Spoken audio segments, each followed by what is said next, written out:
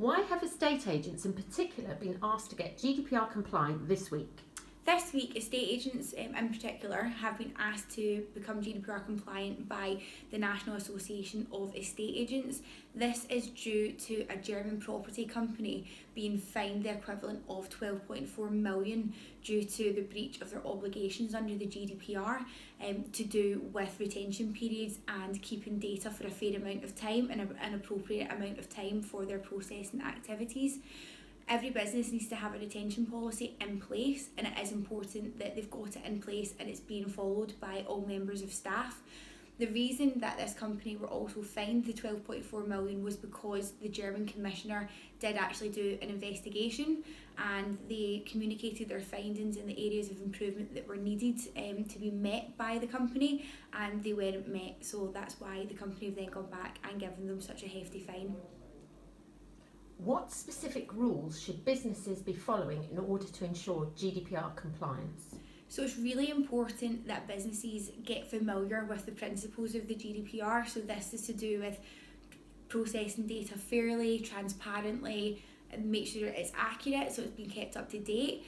Again, the retention policies, as we just spoke about there in the last question, there is consequences for your actions.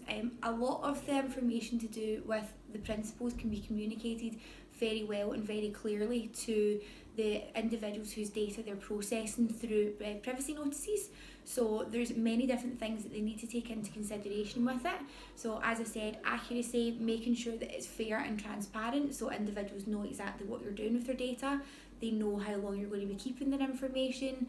You're only using the information for the purposes that you're originally stating, and you're only using the data that you need to be able to carry out the services that you're providing.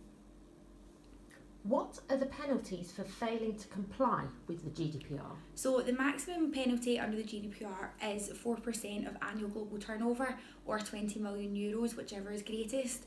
The lower bracket down from that is 2% of annual global turnover or 10 million euros, whichever is greatest.